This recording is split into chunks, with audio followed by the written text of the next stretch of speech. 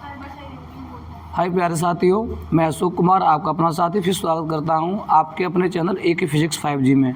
आज हम आपके लिए लेके आए एक हाई स्कूल की क्लास जिसमें हम पढ़ेंगे विद्युत के बारे में पढ़ेंगे। ये फिजिक्स का तीसरा चैप्टर है, ये दूसरी यूनिट का ये इम्पोर्टेंट चैप्टर है, ये जो बहुत ही इम्पोर्टेंट होने वाला है। हमारी क्लास को आप लास्ट तक ज़रूर देखें जिससे आप समझ पाओ। तो मैंने बच्चों आपको बताया था आवेश के बारे में। आवेश जो चार्ज क्या होता है, तो आवेश जो है दो वस्तुओं को आपस में रगड़ने से उत्पन्न होता है। ये एक शॉर्ट डेफिनेशन होती है कि जो आवेश होता है, आवेश एक पदार्थों का गुण होता है जो दो वस्तुओं को आपस में रगड़ने से उत्पन्न होता है।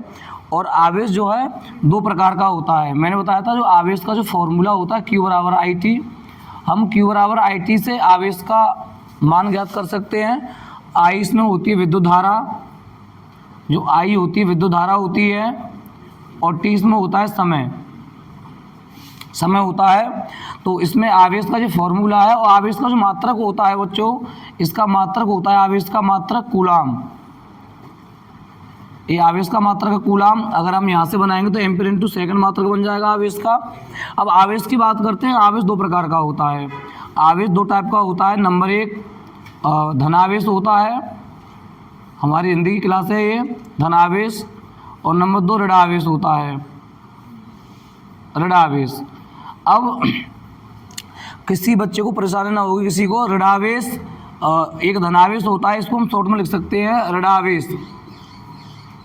अब धनावेश कैसे उत्पन्न होता है, ऋणावेश कैसे उत्पन्न होता है, तो हाई स्कूल के बच्चों को इतना जानना है केवल कि धनावेश होता है अगर कहीं किसी चालक में इलेक्ट्रॉन की कमी होगी, इलेक्ट्रॉन की कमी। तो बच्चों इलेक्ट्रॉन की जो कमी होती है वो धनावेश को व्यक्त करती है।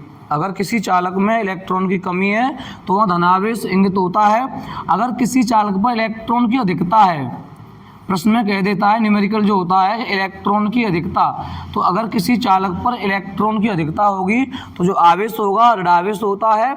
और इसके बारे में 12वीं क्लास में डीपली दिया है आवेश के बारे में। तो अब हम बात करते हैं इसके बाद में एक नई हमारी जो हेडिंग है वो है विद्युत धारा। विद्युत धारा जो हेडिंग है ये भी महत्वपूर्ण हेडिंग है। ये सबसे पहले दोस्तों बता दें मैं आपको विद्युत धारा होती क्या है। तो विद्युत धारा आवेश प्रवाह की दर होती है। आप लोग हेडिंग बनाओ, विद्युत धारा हेडिंग करेंगे और सब बच्चे विद्युत धारा हेडिंग करके इसके बारे में लिखेंगे। विद्युत धारा को इंगित करते हैं I से, ये बहुत ध्यान रखना है। विद्युत धारा का सिंबल जो होता है I होता है, और इसकी डेफिनेशन जो होती है, किसी चालक में, जो भी मेरी क्लास देख रहे हैं वो हेडिंग को नोट कर सकते हैं नोटबुक में। किसी चालक में आवेश प्रवाह, प्रवाह जो होता है, ये कुछ बच्चे प्रभाव लिख लेते हैं ऐसे, लेकिन प्रवाह होता है फ्लो वाला। किसी चालक में आवेश प्रवाह की दर को विद्युत धारा कहते हैं, विद्युत धारा कहते हैं।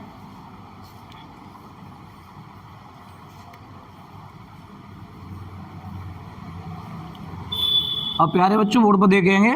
अब जो विद्युत धारा होती है इसका जो फॉर्मूला होता है, हम केवल 10th के अकॉर्डिंग चल रहे हैं। तो विद्युत धारा का जो फॉर्मूला होता है I = Q/T, ये धारा का फॉर्मूला होता है। यहीं से आवेश का फॉर्मूला बन जाता है, क्रॉस मल्टीप्लाई से Q/IT।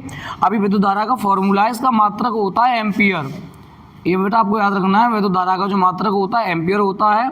और विद्युत धारा का अगर हम फॉर्मूले से मात्रक बनाएंगे तो बनेगा कूलाम प्रति सेकंड, कूलाम अपॉन सेकंड भी बोल सकते हैं इसका मात्रक।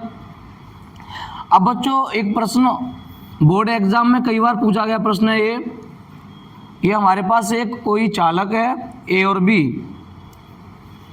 ये प्रश्न बहुत ही इंपॉर्टेंट है और ये बोर्ड एग्जाम में क्वेश्चन आया भी है। एक बार बोर्ड एग्जाम आया क्वेश्चन ये, और कई बार ऑब्जेक्टिव जो MCQ होते हैं तो पूछा जाता है कि यदि किसी चालक में धारा A से B की ओर बह रही है, ये धारा अगर A से B की ओर जा रही है, धारा ऐसे I, ये मैंने एक वेक्टर लगा दिया है, धारा का जो गमन हो रहा है वो A से B की ओर हो रहा है।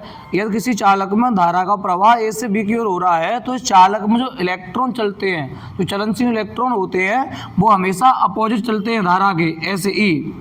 ये आपको ध्यान रखना है। अगर किसी चालक में धारा जाएगी ए से बी की ओर तो इलेक्ट्रॉन कहाँ जाएंगे, बी से ए की ओर जाते हैं। ये महत्वपूर्ण चीज़ है, ये बोर्ड एग्जाम में कई बार पूछा गया प्रश्न है ये कि यदि किसी चालक में विद्युत धारा का प्रवाह ए से बी की ओर होता है तो जो इलेक्ट्रॉन होते हैं इलेक्ट्रॉन का प्रवाह बी से ए की ओर होता है। और वास्तविकता है किसी चालक में धारा का प्रवाह जो होता है वो मुक्त इलेक्ट्रॉन के कारण होता है। मुक्त इलेक्ट्रॉन के बारे में पूरा जो विस्तार से दिया गया है वो 12वीं क्लास में, 10वीं क्लास में केवल इतना ही करना है। तो आज के लिए इतनी क्लास काफ़ी है। मिलते हैं नई क्लास के साथ में, जब तक के लिए धन्यवाद।